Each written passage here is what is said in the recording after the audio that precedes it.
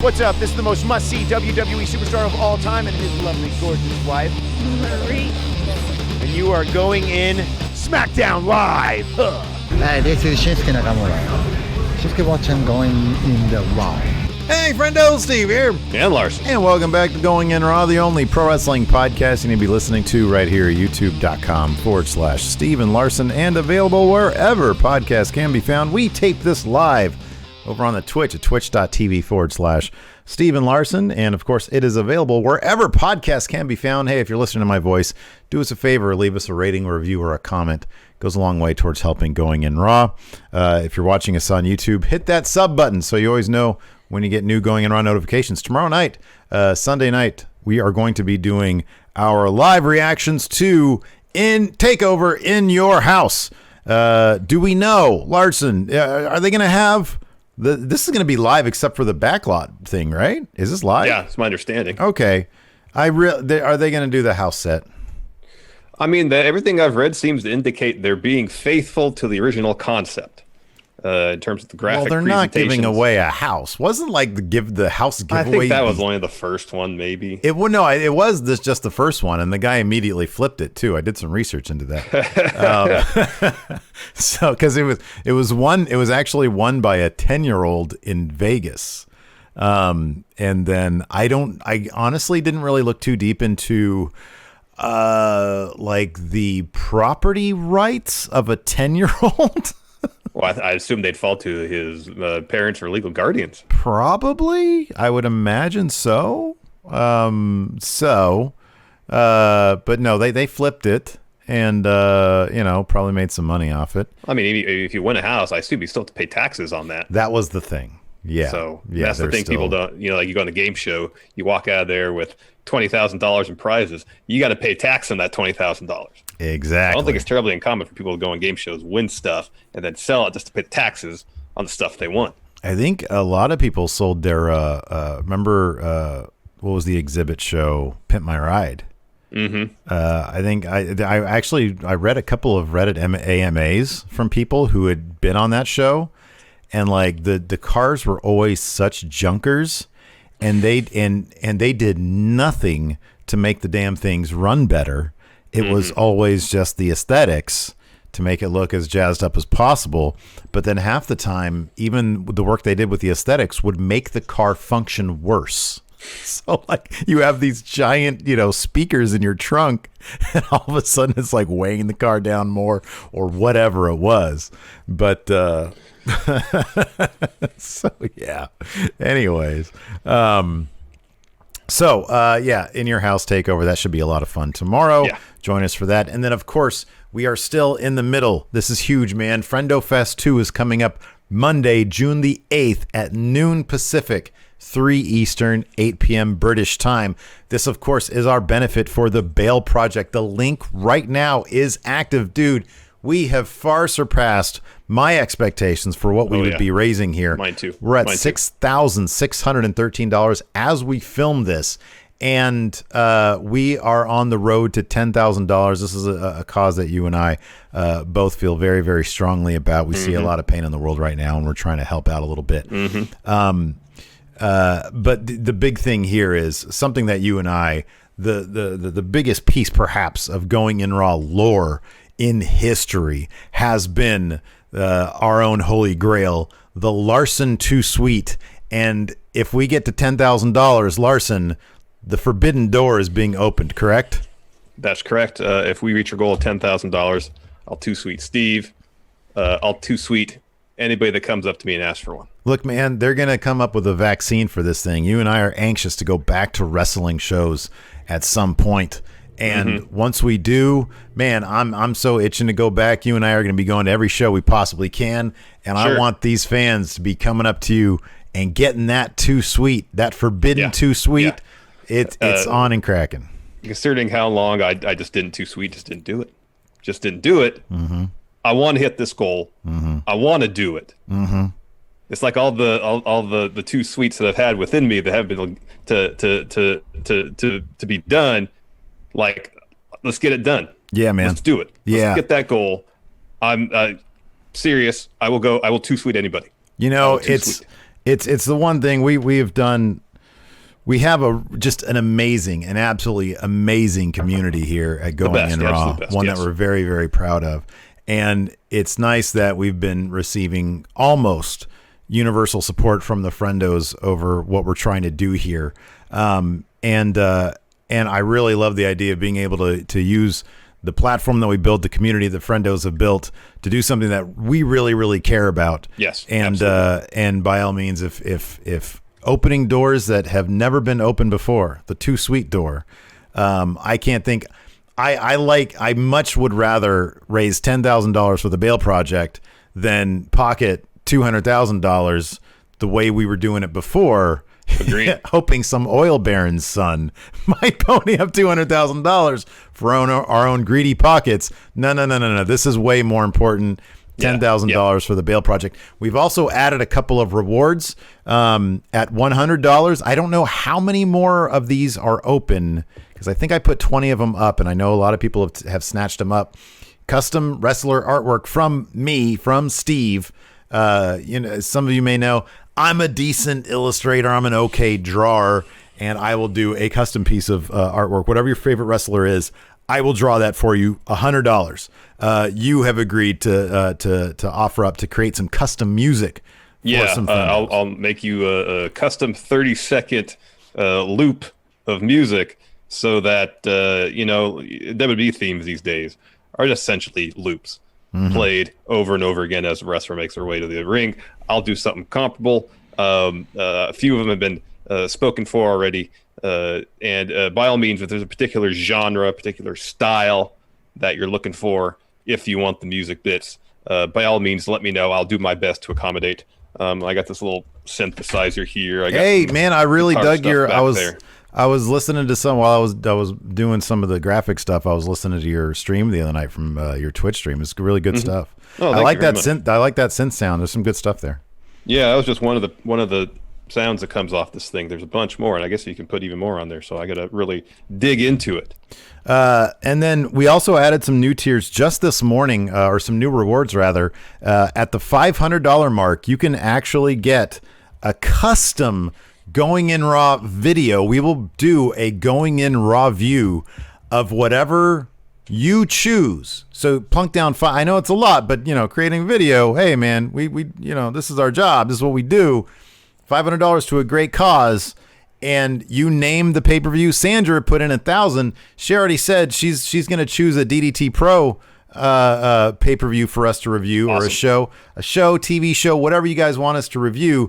$500, and we will do that. We'll give you credit for the idea at the beginning of that particular show. It'll air on our YouTube channel, so it's your own custom Going In Raw view decided by you.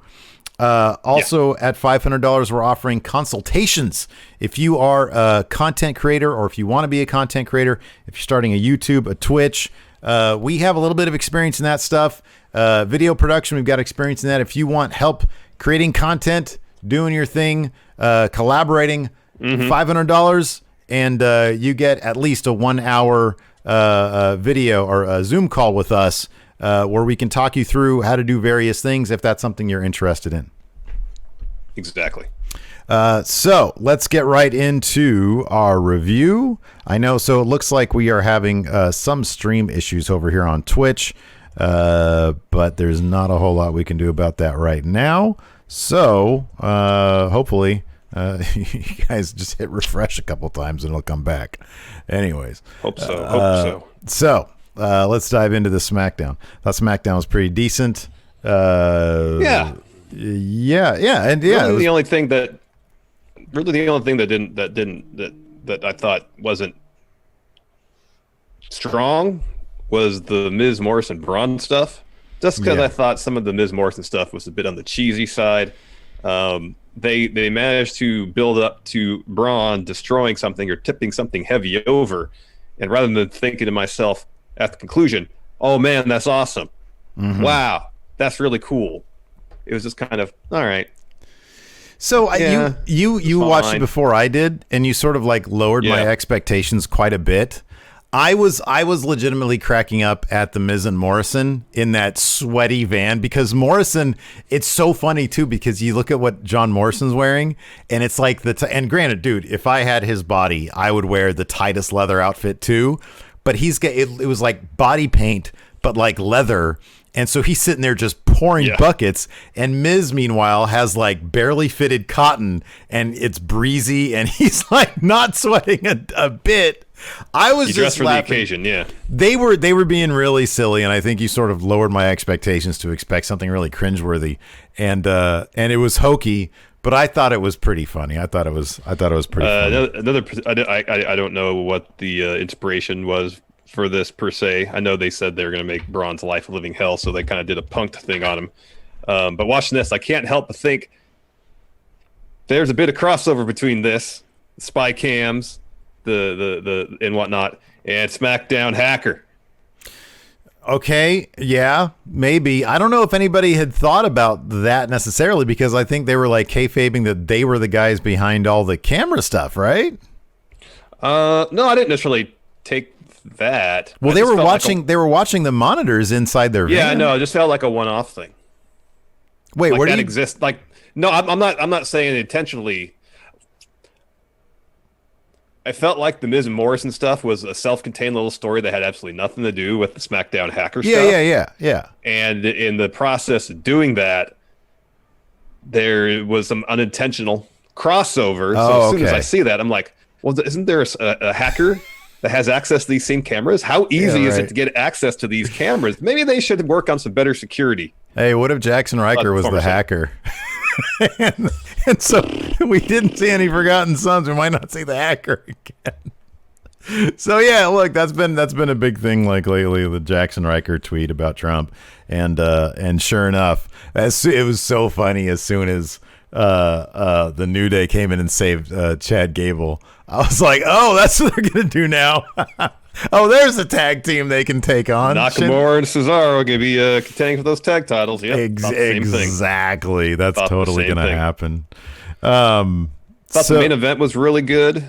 Oh yeah, so let's talk about that. We got new tag team, women's tag team champions. I was kind of surprised at this. I thought that they were gonna. I figured that the finish of the match would have been closer to the Bayley coming in, tagging in, and interrupting the bank statement, the false finish they had. Yeah, that would have caused them to lose instead of. But this is kind of, they're playing the longer game on this. And at the cost of what I thought had been some pretty decent tag champions with Alexa Bliss and Nikki Cross. But because there isn't really a division, like they just dropped the Iconics thing, I'm probably sure because they were going to go in this direction. Yeah, I think that's great, man. They're really stacking. They're putting a lot into this Sasha Bayley story for the eventual payoff of the match between them. And I think that's pretty terrific. I think that's great. I think Sasha like sort of transitioning to like a disgruntled babyface, I think has been a fairly smooth one. I think so too, and I think her performance is kind of across the board in terms of that transition from heel to, as you put it, disgruntled babyface has been really solid. Yeah, she's been for the most part not overdoing it. It's a situation where she could be put in there, and if she lacks kind of a delicate touch with the character aspects of it, it could seem way too over the top. And by and large, she's really underplayed things pretty well. But at no point is there any confusion about her feelings in a particular juncture. She just hasn't overplayed it, which I think has worked really well. Yeah, no, me too. Because the thing is, like, there's going to be some hesitation. You're on the winning side. You've got the women's champion next to you. You've just won the tag team championships. So, what's it going to take? How is this going to play out? I'm interested about that. So Adrian C says, I sort of had the same thought. Bayley will now cost them the belt somehow against the Iconics. I could see that totally, because you can mine that for a lot given what happened at Mania a couple of years back.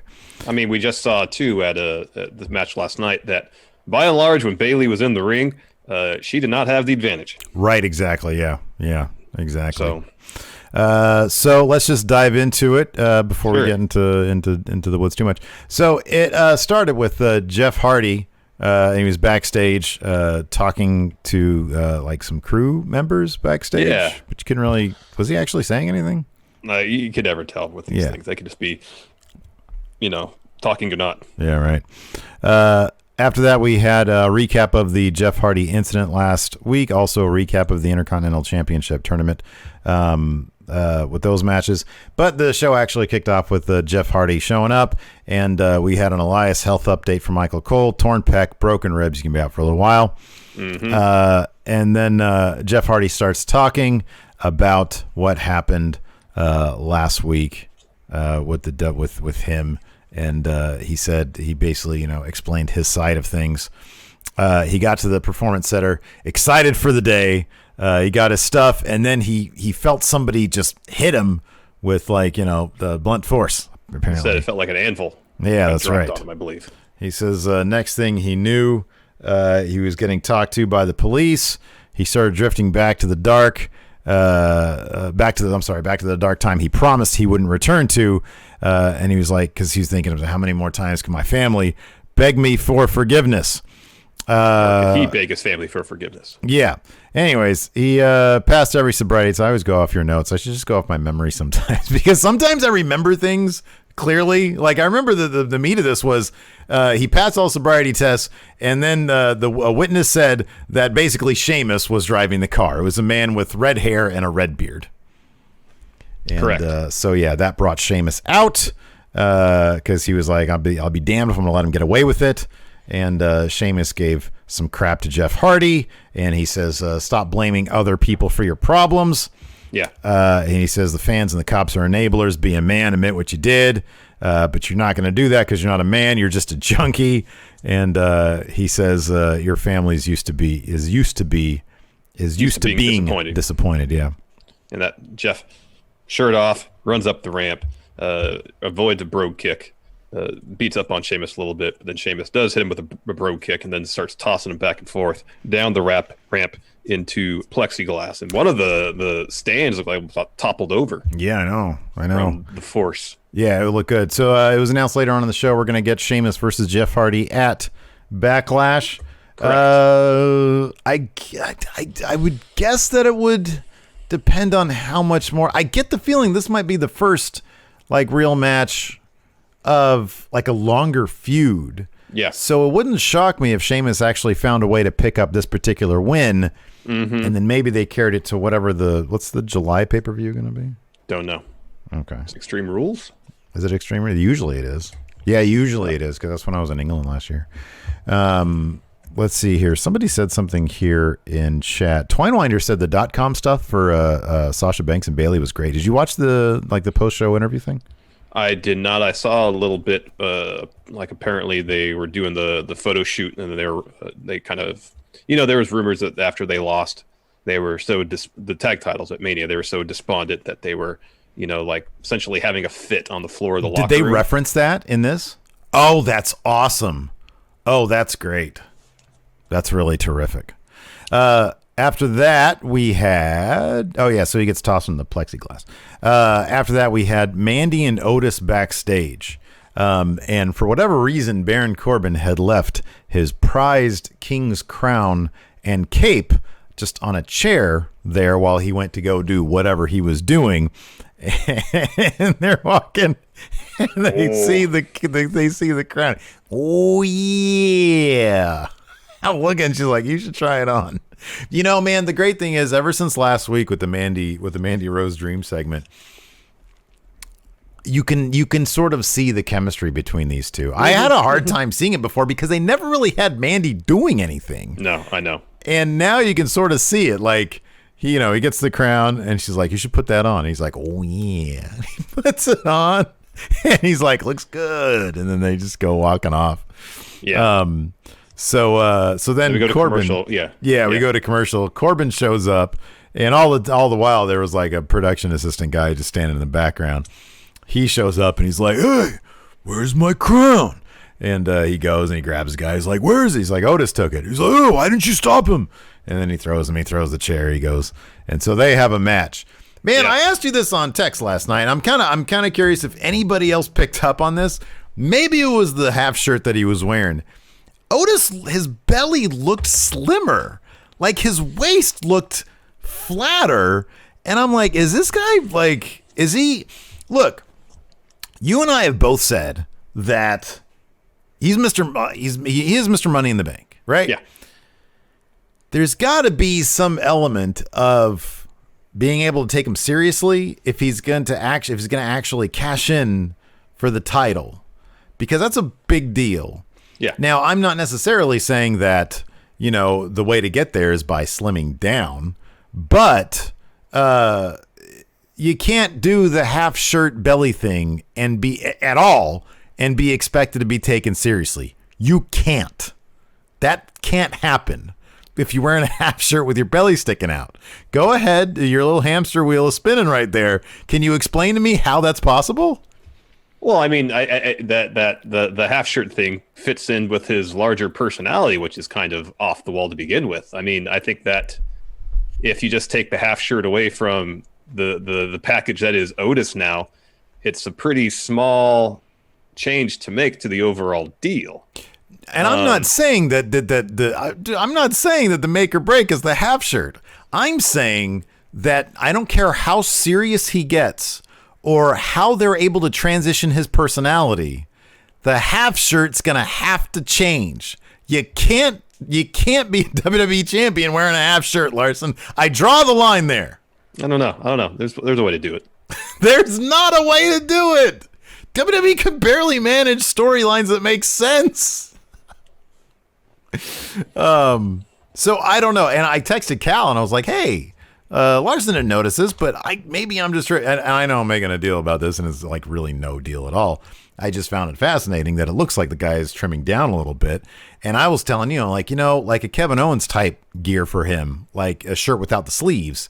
If they're going to try to build some layers into him so that we care enough that he wins a title, that kind of outfit would be preferable to just your big belly sticking out. Yeah. So no, I mean, I don't think it's a deal breaker, man. It definitely is. You cannot have a WWE Anthony champion. says the half shirt is designed to fit that belt right under it. That's true. No, man. The belt is not as big as his stomach. Hey, man. What is Tanahashi? He has his robes made so there's a huge hole around his waist, so the belt will just fit beautifully right there. Yeah, and if there's no belt, what is there? Immaculate abs. Get out of here with that. Cal said he thinks that Otis trains with Gable, so it wouldn't surprise him if he did. Oh, Gable is jacked. I know. He is jacked. So I'm just saying, no, it won't cover the belly. Anthony F says, look, it won't cover the belly. It won't. It's not that big. The title is not that big. I'm sorry. I don't know. I'm just saying. I want to see a WWE champion. If they're going to go all the way with Otis as championship material, and they're going to embrace the character of Otis, go all the way with it. Half shirt. Just do it. Okay, but because of the overall package, that's such a small thing. I mean, I could ask you the question: is there really going to be a WWE champion who's walking down the corridors of the arena going, No, I agree. There's not. But the physical representation of that is the half shirt. Yeah, but I don't think they're going to get away from Otis being the guy ever. He'll never have a championship. He'll never have the WWE championship wearing a half shirt. Mark my words. Mr. Dub says HBK definitely wore half shirts as champion. And look at his abs. You can pull it off if you have abs. And maybe that's what Otis is trying to do. Imagine Otis with abs. What if Otis just shrank? That'd be weird. Boy, when they showed that the dream sequence again, when he with the complete deadpan face when he rips off his shirt, it's the funniest damn thing. God, Anthony it's so says funny. He can't lose the belly. That's where he draws his power. That's true. When he hulks out, what is he doing? He's going away. I'm telling you, he's rubbing that tummy, man. It was flatter. It was shockingly flatter. Oh man! All right, let's move on here. Yeah, we had Otis versus Baron Corbin. According to Fightful Select, shout out to Fightful Select. Apparently, they had to refilm this match a couple times. Saw that. And Otis had to take a couple of spine busters. But this was a fun match. Otis ended up winning by DQ. What happened here? So they're brawling on the floor, and Baron goes over and gets his crown from the timekeeper area. Otis goes after him. Baron hits him in the throat, grabs a chair, blasts him with that. Ref calls for the bell. They go back in the ring. Baron wants to hit him with the chair some more. Otis ducks the chair shut, hits the clothesline, hits Caterpillar, stands tall to end the segment. Okay, that sounds right. They'll have another match, probably a Backlash. Fear and Loathing says, okay, so yeah, Cal was right. Otis does train with Gable. He posts in his IG video, in his Instagram videos. Yeah. All right, so after that, we have a white van in the parking lot, and Miz and Morrison are inside. They have all sorts of spy gear. Yeah. And they're there. So this was advertised last week, by the way. They're warning. They're warning to Braun Strowman. They're going to make his life a living hell. They watch him pull into the parking lot. Does anybody in chat know what that car was? They said what it was. It was a Buick. It was Buick something. Was that supposed to be a fancy car? It looked like it had a Pimp My Ride vibe to it, like how they made like a junkie car look good. Now I could be complete. It is probably a very nice car, and I'm talking out of my ass. It's a Buick Grand National is what it is. That sounds very nice. Okay. So this is what it says. This is just on Google here. The Grand National was a product of Buick's NASCAR Grand National Series success in 1981 and 1982. Oh, okay, that's okay. There it is. I pulled up a picture of it. Okay.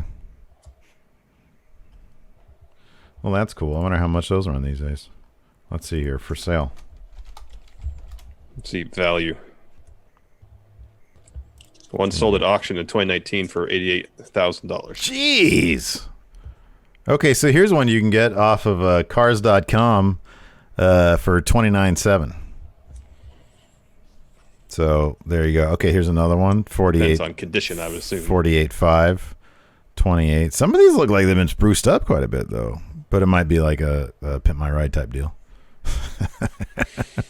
Here's a $55,000 one. 44. All right. So anyways, yeah, Braun pulls in with his car. He exits, walks to the Performance Center, go to commercial, come back. Miz and Morrison are still inside the van rather than just talking to themselves. They're delivering a promo to camera. Mm-hmm. And they're saying, fans, people backstage, no one thinks we have a chance against Braun. But they're the same people who have underestimated both of us our whole career. Braun, look at it. He came to work without a care in the world. And what you're about to see may be viewed as childish, but they're going to make Braun's life a living hell. We cut inside the Performance Center. Braun apparently has some protein powder in a cup. Gets some water, pours it in, and rather than mixing up some nice protein powder, starts getting all foamy. Spills all over the place. Yeah, he gets pissed. And this whole thing just really shows that Braun has some anger management issues. You don't think this is totally justified? From whose perspective? Braun's? Yeah. He had a protein drink blow up on him, dude. Yeah, that's a mild annoyance, man. You can tell you clean it up. When has this ever happened to you? God, you got mad that like a little bit of dirt sprinkled on your face last week. You're telling me that if a protein... Look, man, you don't know what's going on if a protein shake blows up on you? What's going on there? I'd be pissed. When did I get mad when I had dirt on my face? What are you talking about? You said you didn't have any juice one day because you were carrying a thing of dirt. Because it got in my eye. And as someone who wears contacts, that's a constant annoyance. I wish there was a camera on you when that happened. I'd like a GIF of that. What did you do? What was your reaction? I picked up the bag of soil like this. Yeah. Dirt got flung into my eye and did this probably. And did this. A lot of blinking to try to work it out. And I believe I took my contact out and rinsed it. In my mind, like you dropped the bag and you started rolling around on the ground with I wasn't swarmed by bees. Drama. All right. Very dramatic. I'm a damn adult, but I deal with annoyance the only way I know how, with just internalizing everything and not lashing out like Braun did. Hey, why is Wayne trying to tell me to like look at my Twitter DMs? I don't know. During a show. Oh my god. Anyways. Okay, yeah, no, I actually did. He sent a picture of Carl Weathers from Rocky 3 wearing a half shirt. And he said this is the look Otis is going for, which is why he's losing all that weight. Oh, I remember that. I remember that part. Rocky 3. After that, it was the beach. Yep. Shorty G interview, and he's interrupted by Mojo. All right, hold on. I want to interrupt you for a second. So maybe you got a point here. Maybe I should, when something like that happens, maybe I should go into a Braun-esque blind rage for a moment just to get that out of my system. Is that what you're suggesting? That I should have, after getting the dirt flung in my eye, rather than just being annoyed by it, I should slam the dirt on the ground, risk exploding the entire bag of soil, and just to get that frustration out of me? Is that what I should do? I do that with like text. No, I don't really do that much. I don't like fling like stuff around. I get pissed, but I just like vocalize it as opposed to like doing anything legitimately violent. I just like say the F word a lot. See, I don't even know if I did that. Oh, I would have. A bunch of dirt came flying in my eyeballs. I would have been pissed. I probably just went, ugh. Really? But okay, here's the thing about the protein shake though, getting back to it. If it explodes, aren't you like all of a sudden like really just confused also? Like why did this it'd be explode? more confusion. It'd be more confusion than anger. It's like, why the hell is this happening? Yeah. No, that's a good point. That would be my reaction. That's a good point. Than anger. Okay. I cede the point. You win this particular debate. He should have just been more confused and actually angry. Yeah, I mean, I guess it was advertised that Miz and Morrison were going to try to make his life a living hell. So maybe he was aware. But if that's the case, be on guard. Yeah, right. Yeah, you know, bring your own water. Why didn't he make his protein shake at home? Here's the thing, though. Wait, dude. Here's the thing. He's not even booked for the show. Why even show up? Exactly. Exactly. Let's talk about Mojo. He can't be happy. Gronk was not liked by anybody in the WWE except for Mojo, but he has no stroke there. So Gronk's gone. Mojo's back in his really just god ugly mirror gimmick. But here's the thing too. In kayfabe, Mojo should have beef with Gronk because Gronk took 24/7 title from him. Did he not at WrestleMania? Okay, sure. Yeah. Okay. Yeah, here Mojo is interrupting Shorty G's interview, saying, "Hey, I got more important things to discuss, like my buddy Gronk robbed the 24/7 title." Yeah. Didn't you have a beef? Yeah, maybe. Well, I mean, they probably just party and are fine with it. Mojo probably has zero expectations at this point for his WWE career. He's probably just really happy that he wasn't released. And in fact, Gronk was probably just really good timing because all those releases happened while Gronk was still around. Mm-hmm. So he's probably just happy to have a job. That could be. Which is why he's okay wearing that god-awful broken mirror outfit. Jesus Christ. Very good. Mojo, talk to a designer and come up with something better because it's just so... It's so 1995, man. Yeah. It's so ugly. It really is. Anyways, he doles out a bunch of really cheesy short jokes. This interview is being cut short. Ha ha ha. Guess why it's funny? Because you're so short. It's literally the same jokes every week. It really is. And Gable is like, oh, you're very clever, Mojo. And then Nakamura and Cesaro show up, and Cesaro just decks Gable. The New Day come in, make the save. So forgotten are the Suns. After that, Lacey Evans versus Sonya Deville. Sonya Deville has quickly become... I actually got on WWEshop.com to see if there's any shirts that were designed well. And she doesn't really have any. So I was going to buy a shirt, though. Oh, she's so good. If they give her some different shirts. I like supporting wrestlers who are obviously grabbing after that brass ring. You know what I mean? Yes. I like doing that stuff, man. Agreed. I do, too. She laid out Lacey Evans before this match. It was amazing. Great. Yeah. Amazing. It was great. And then even they did this great gimmick during this angle during the match when Danilo the ref, he goes down. Was that an angle or was that legit? Because what is the storyline reason to replace a ref mid-match? Oh, because they were talking about how while they were doing the switch with the ref, she was attacking Lacey. No, I saw that. Yeah. That's but all that happened during a commercial break. Yeah, I know, which makes it even more. I was fine with that. I thought that was kind of cool. Danilo was doing that great. I tore both my quads off. Vince thing from that's the second time that whether shoot or work he's sold some sort of leg injury. Oh, is it? Remember that one ref in NXT who legitimately there's that picture broke of his leg mid-match. Yeah, he's making the count. He's got a there was a pay-per-view match where it looked like Danilo did something to his knee. I can't remember what it was. Yeah, I don't know. I just think that my thing about that being a shoot or a work was simply because, like, during commercial, they made reference to her going after Lacey Evans while the refs were being changed out or whatever. It just. No, I understand that. Yeah. But this is also something they shot, at a taping. So maybe there's a situation where that happened. Like, oh, what can we do? Oh, let's do this. I don't know. Mm-hmm. I don't know. We'll find out next week, I guess, if Danilo's back in action and moving around like he's a 20-year-old. Anyways, so Sony is just dominating this match. There's that great bit. I think this might have been during the commercial bit where she had like her foot on Lacey's like throat or something, and it was up against the stairs, or I don't know what it was, but I was like, man, she's really killing her. But then Mandy Rose shows up on the Tron, and she was distracting Sonya, saying, hey, you're not as good as me, or something like that. And Sonya just starts ranting and raving at the Tron, and then turns around and eats a woman's right. Yeah. Lacey Evans picks up the win, but not without a distraction. They're booking Sonya Deville pretty strong. They are. She's great. She's been doing a really good work for a long time. Okay, so take this for what you will. The larger spotlight to showcase her skills. What? Oh, it's terrific. So take this for what you will, but Hubeck here in chat said Drew Gulak said on his stream that the ref rolled his ankle. Could have been. I guess it could have been. Could have been. We'll never know. Or we will know. After that, we had another package for Matt Riddle. Bro. And then after that, we had a Braun Strowman interview with Kayla. And he's saying, he's so bad with metaphors, too. They're like two annoying bugs in the summertime. Couldn't come up with anything more clever than that. And Miz and Morris are in the van. They press a button in the van. Slime rains down. However, it's not on Braun, it's on Kayla. And then they're arguing while they're arguing in the van about are you okay? Yeah, you have Braun saying, "Oh, Kayla, I'm so sorry."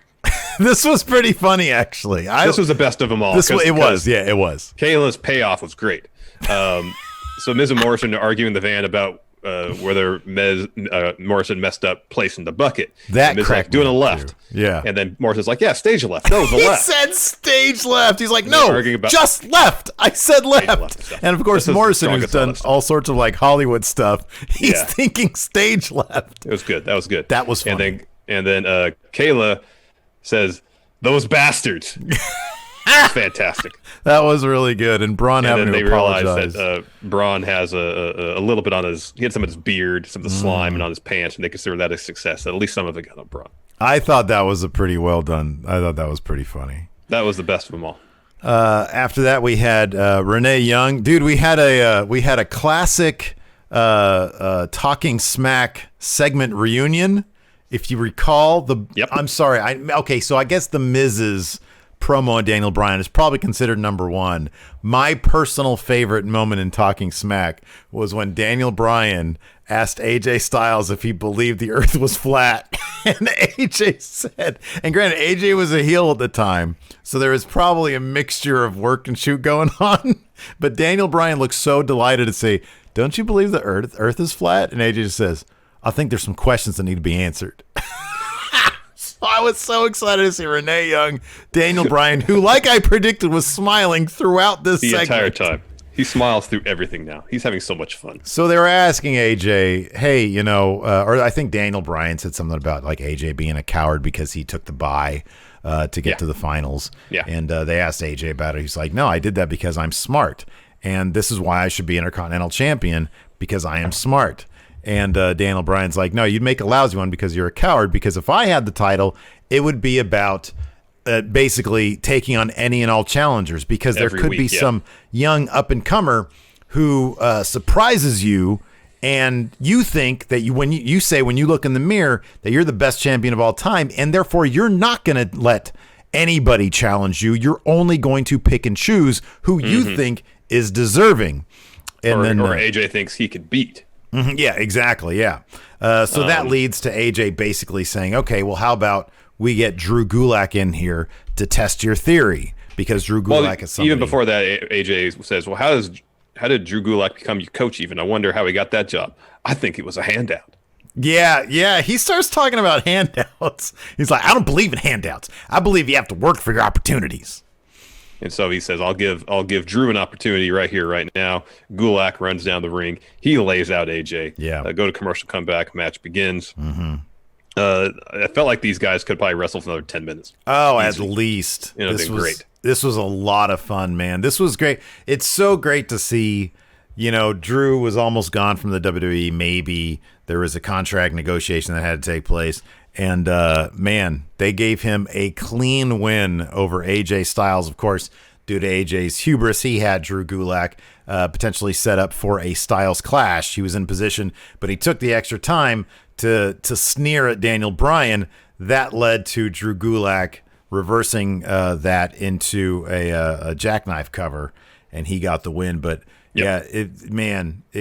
I really hope that one thing they focus on in the near future is building up Drew Gulak to do more of this stuff so that he can be a legitimate contender. He's so good.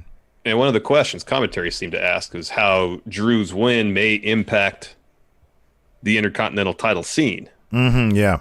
So yeah, okay. So that AJ's probably going to win this, right?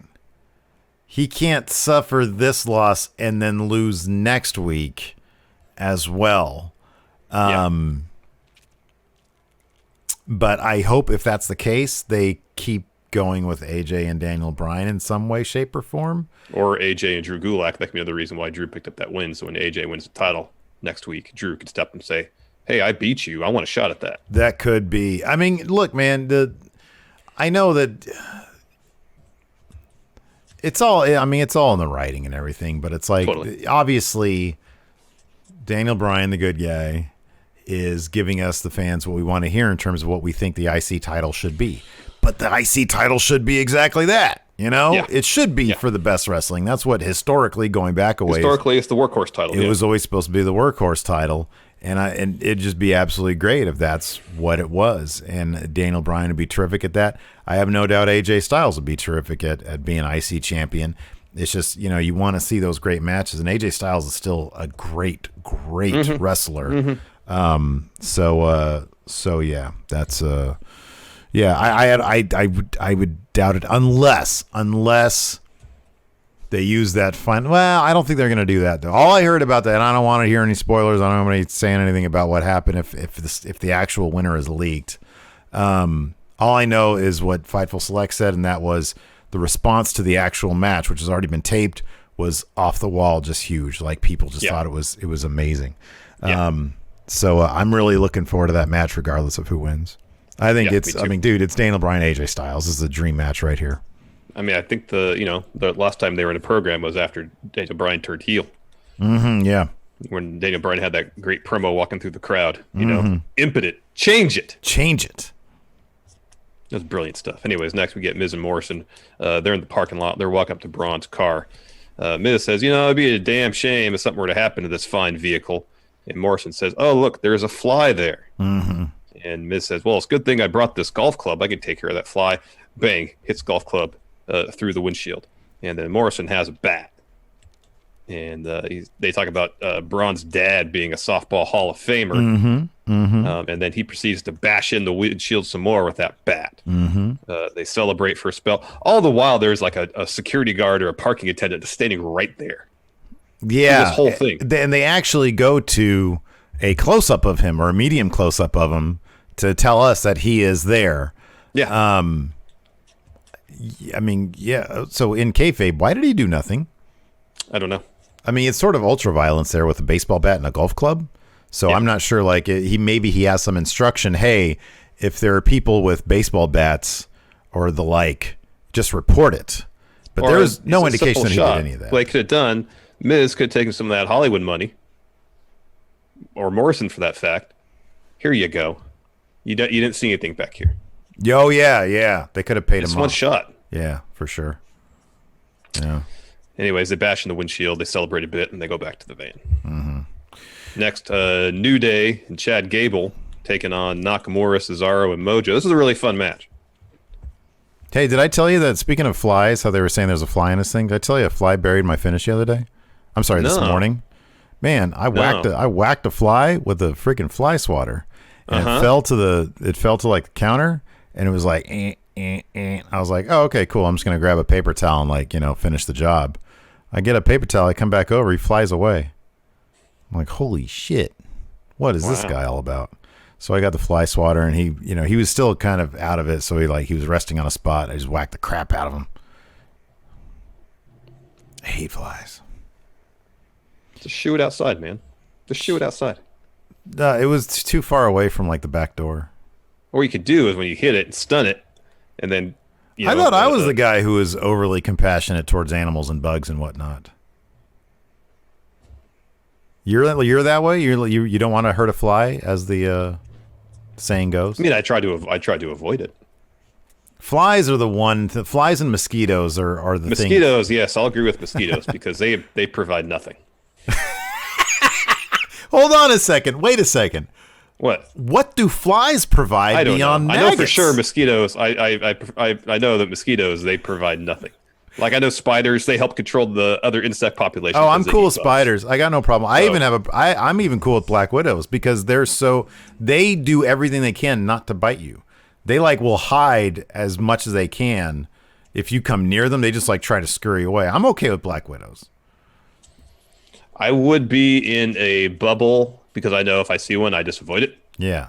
Though having kids, just an element that I don't want to deal with. Yeah, I've told Bama, hey, stay away from these things. And in fact, if you look at the stats for black widows, there's barely any bad black widow stories in the country. Oh, I know. They're in really terms of poisonous spiders. Even like a bite, I'm sure it sucks and hurts, but it's not. Yeah.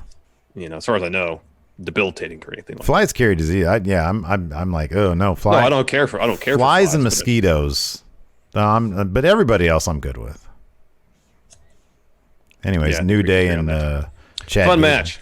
Yeah, fun match. It's a really fun match. That bit of the way the New Day and Chad Gable working together is like they've been tagging together for years.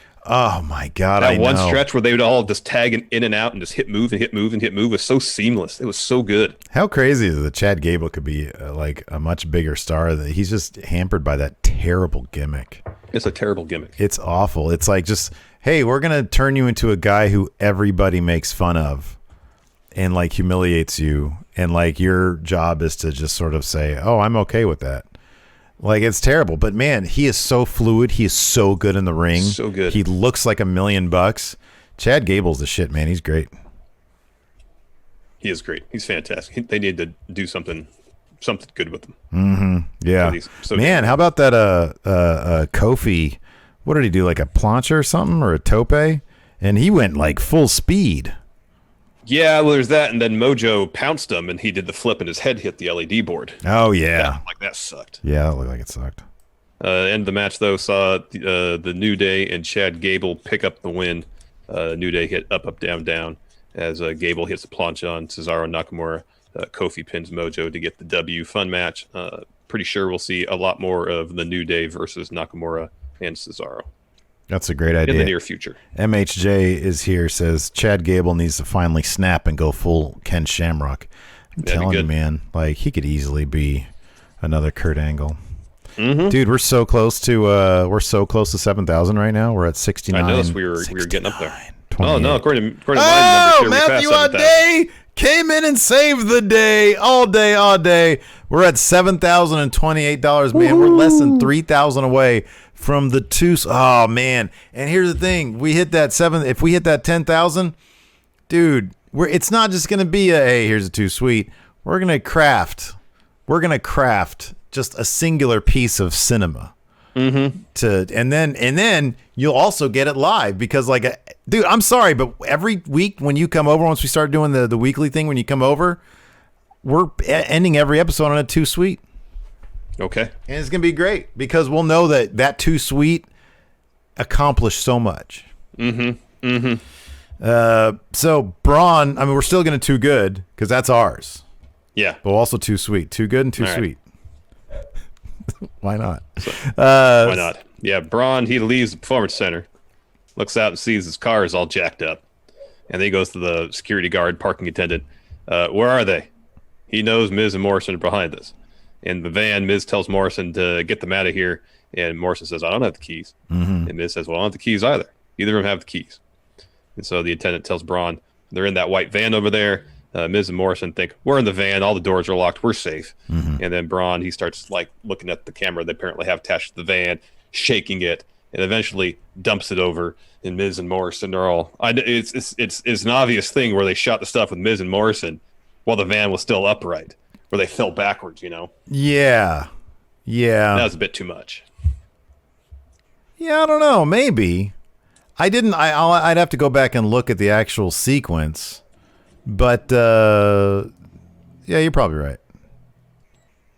I was trying to remember what it looked like when they actually, like, toppled to the wall of the van. Like they just kind of acted like they were falling over. Well, maybe. I don't know. Maybe it was real. I don't want to. Hey, look, I want to give credit where credit's due. But you're probably right. Because why would they risk that? Yeah. So then Braun's like, "You think it's funny? That's funny, ha ha ha!" And then he like walks. And he goes, "Ah!" Yeah. Screams out in the parking lot. No, that part was actually great. He does his thing. He just raw. They should have pumped in his music at that point. Because look, SmackDown's starting to get weird, man. They're filming Mandy Rose's dreams. Okay? So like, why wouldn't you have ambient music that just manifests itself out of nowhere? Why not do that? Or at the least, he gets in it. He goes to his car with his bare hand, rips the broken windshield off. Yeah. Gets in, starts it, then his music starts playing. Yeah. At least it's motivated then. They need to loosen up, man. Just get some weird stuff going on. Miss the days when Undisputed Era would drive around with their theme playing. That was great. That was awesome.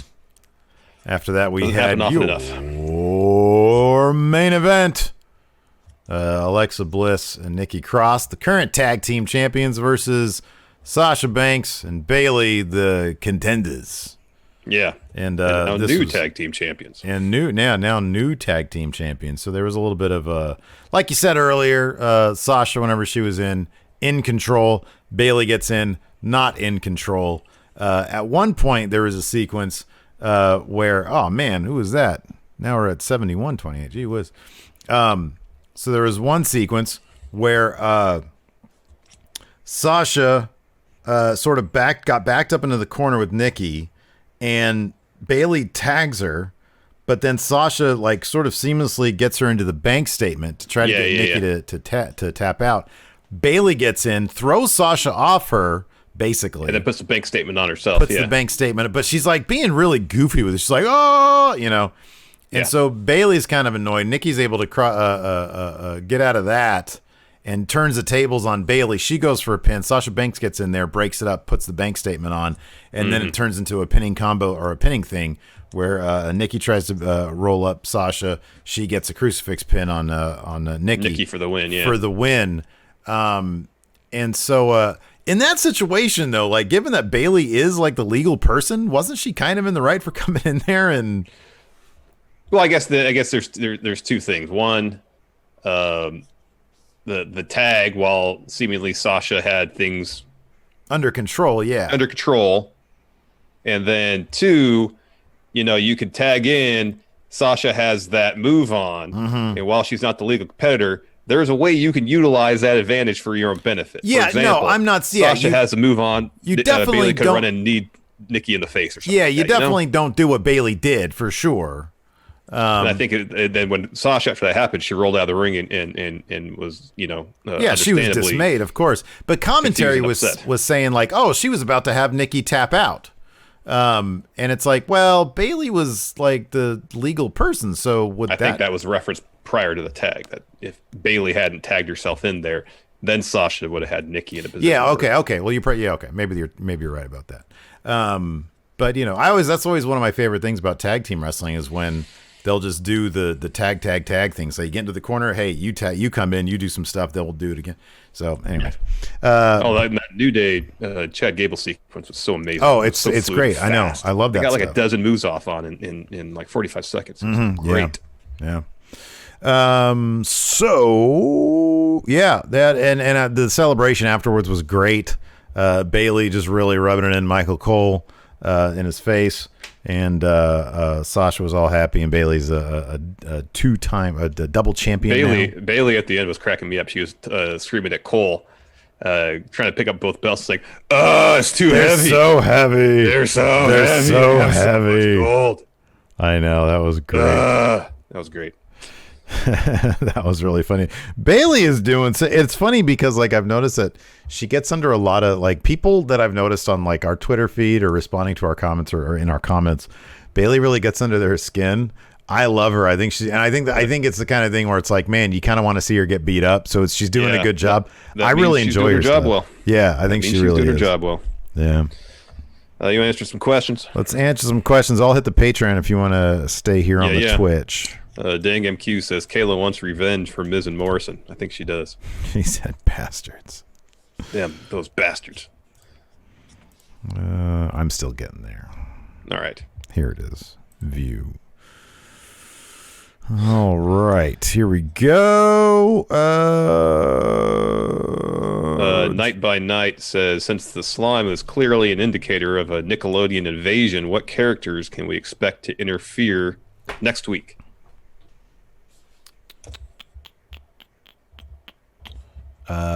I was never a huge Nickelodeon guy, although Braun showed up on an episode of Ryan's Toy Show, and I know because Bama likes to watch Ryan's Toy Show, and she has seen Braun before, and so she shows me. She said, "Dad, look, it's your wrestler." And I was like, "Oh, look at that." I'll say Keenan and Kel. Oh yeah, oh man, Kenan Thompson's great. Amazing. He's so great. What's your favorite Kenan Thompson impression? It's got to be Steve Harvey, right? That's pretty good. Pretty good. Oh man. Oh, he also does. He does a Shaq. I don't know if he still does it, but for a while he was still doing Cosby. James Fletcher with the sad news about Shad Gaspard's death. Do you think there's any chance WWE may do a JTG return? If he wants that to remember Crime Time for him to have one last run. No, I don't. But I would hope that WWE may be at their next Hall of Fame. Look, man, anybody can go into the Hall of Fame. And maybe not like his wrestling career per se, but certainly his final act of saving his son from drowning is worthy of him going to the WWE Hall of Fame, and have JTG come back and honor him. I do think that when fans are back and they're doing things like the Hall of Fame, they absolutely should honor that guy for sure. That'd be neat. And having JTG DEFCON, do it would be good. Yeah. DEFCON John, Kayla told them to watch out on her Instagram. Oh, wow. And then Let the Fiend In says, I'm more interested in Kayla versus Miz and Morrison than Braun. Oh, man, that's funny. I'm sure Braun got a laugh at that. Alex Foster. What other what was this? What other menial tasks does Adam Pearce do backstage? What was he doing backstage? I didn't see him this week. Yeah, I didn't notice him. Gareth Nicholas, the whole back and forth about opportunities and handouts between Daniel and AJ seemed too real. Yeah, I know. I didn't want to look too deep into it, but you easily could. You easily could. Lizard Man. So what is Tucky doing? This is a sad question. What is Tucky doing to keep himself busy while Otis is booed up with Mandy? I don't know. I'm guessing just grilling up meat. Is he just going to disappear, man? Well, we all know the answer to that question. He has just disappeared. Yes. He'll maybe show up in NXT at some point. Thank you for the sub, Cisco Kid. Sleazy Mo says, it's clear that the NXT stars that are in the crowd for these shows are on the lower end of the totem pole. In fact, that was another little tidbit from that Fightful Select article we referenced earlier. Go subscribe to Fightful Select. Yes. That during an MVP promo, he had referred to them as NXT superstars. And then a voice over the loudspeaker, I wonder whose voice that was, said, hey, MVP, can we reshoot this? And can you refer to them as PC recruits? Even though there have been NXT stars like Caden Carter, Casey Catanzaro are in the crowd. Dakota Kai is in the crowd. Shotzi Blackheart's in the crowd. Yeah. Oh, Dakota Kai's. I didn't notice her. Yeah, I'm pretty sure I saw a couple shots with her in the background. So Sleazy Mo says, where is the divide? Who are the developmental talents that are teetering on that divide? Well, some of them are well past developmental at this point, Yeah. as we've already pointed out. Yeah. Where is the so I know somebody had mentioned that Dijak was still in the crowd as of like a couple weeks ago. I had never seen him in the crowd at all. I had never What is seen a situation where the more well-known names they kind of keep off camera as best they can? For sure. I think anybody approaching, look, I'm sure there is probably there's probably a list of names that aren't going to be there. Like an actual list probably exists. Yeah. And decisions were made. Well, should Casey, should Caden Carter, should Shotzi, should Dakota Kai shouldn't be there. Like Jessamine Duke and Marina Shafir, sure. I mean, they've had screen time, but they haven't been on TV for a while, certainly since Shayna's left. So, yeah, I would think that anybody who is on a verge of a call-up or could conceivably called up, they're not going to be there. That might be the standard. I kind of feel like anybody who's gotten more than 3 wins on television Shotzi has had a probably won't be there. Vignette, and she's there. That's bizarre to me. That is. Like her, Casey Catanzaro, and Caden Carter, and certainly Dakota Kai, if you're right about that, they should not be there. They should not. I guess the idea of having developmental talents be there is, I would guess, is so people are watching the show and say, "Oh, wow, Adam Cole's there watching the show," and it'll take you away from what's going on in the ring. I would guess that's the idea. Well, there's that. I think it would make Adam Cole look terrible. Like, oh, he's background. Yeah. And that's why I think that like people who are on TV, you know, if you've had a video vignette, if you've had a win, which Caden Carter had a win against Chelsea Green, they shouldn't be there. If you're planning on using them in any way, shape, or form on TV and in a prominent role at all, even if it's a spoiler for a match, no, man. Like guys like Leon Ruff should be there. What are some other prominent, like Tahuti Miles? He should be there. I'm trying to think of other like prominent jobbers. Jobbers should be there. Caden Carter is not a jobber. Are Everrise there? Boy, that's totally on the line, huh? They're jobbers though, right? Yeah. Yeah, they should be there. They're probably there. Anthony asked, "Which one of you yelled 'Stop it' at the fish during the Bachelor fishing trip?" That was me. It was vomiting on my pant leg. Oh boy, talk about anger issues. You yelled at a fish. It was dying. Well, it vomited on my pant leg, and that was after me. I was in a bad state there because I'd already vomited over the side of the boat several times. I was not at my best, and I'll admit to that. It was awesome. James Rodriguez, when Braun flipped the van, why didn't the camera inside turn with it? That's what I'm saying. It didn't. I don't know. Bath and Body Works, what's going to replace the $200,000 tier on Patreon? Will Larson take a slap from Suzuki? They don't let us do $200,000 tiers. That's the thing. They took them out. It wasn't even a real thing in the first place, I don't think.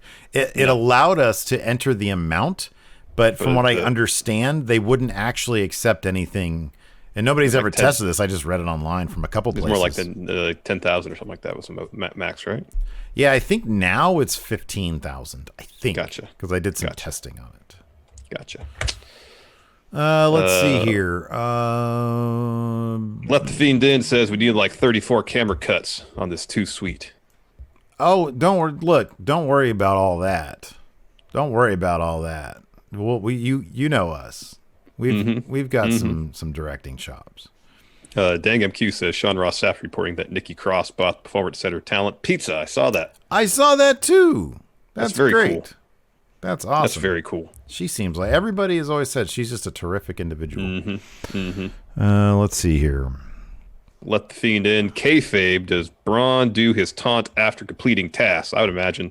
Like maybe the reason he got so mad about the protein shake is he's so used to making a shake, chugging it all down in one go, and he didn't get to do that. He had that emotion, that energy in him that he had to let out in some respect, and that's how it expressed itself. He has to let it. Well, like he's that train. He's got to let out the steam, man. I guess so. Let's see here. Wolfpack for life. Could Otis use Mark Henry's World's Strongest Slam as a finisher? And what would he use it? Or, I'm sorry, what would he call it? I mean, the compactor is that with Tucky, like doing the Luthez press on his back to add more pressure on. Or he should more just do that. Movement. He should do that, but call it the compactor because you're never going to see it with Tucky again. Never going to see it. And it's a shame, too. It's a shame. Like, Tucky, I know it's sort of the standard, the standard. This happens all the time. You got your group of friends back in your 20s. Most of y'all are single. One guy finds a girlfriend, and you never see him again until she dumps him, and then he comes back. So that's what Otis is doing right now. Let the Fiend in. Bailey versus Cole has been my favorite thing since this empty arena started. Bailey Cole and Nikki Cole have been great. Yeah. They've been amazing. Oh, wow. Okay. Go ahead. Here's a challenge. The glorious Broken Soundwave asks if we can tell him if we can stare into our tea leaves, who are going to be the next 5 WWE champions and the next 5 Universal champions in La Futura, in the future. So, Drew McIntyre, who's going to take that title off him? That's a good question.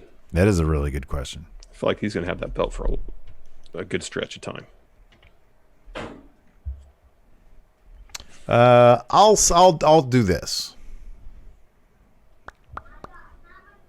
This will get rid of 2 of them pretty easily. All right.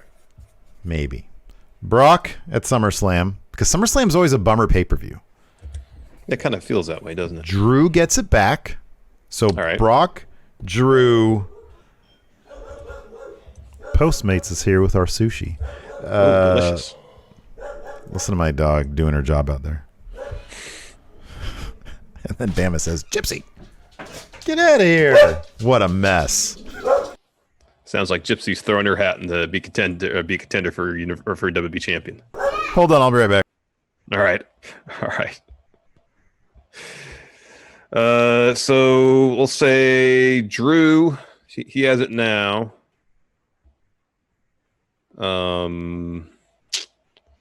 Wow. Drew, Seth,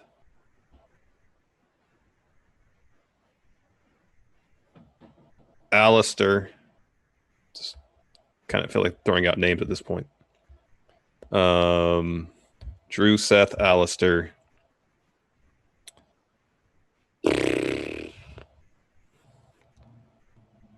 No, Drew, Seth, Edge, Alistair, Drew. I just kind of... Drew has it now, so Seth, Edge. Oh, Seth. I forgot about Seth. Seth, Edge, Alistair. Seth, Edge, Brock, Alistair, Drew. I'll just say that. So, Brock, Drew... Seth,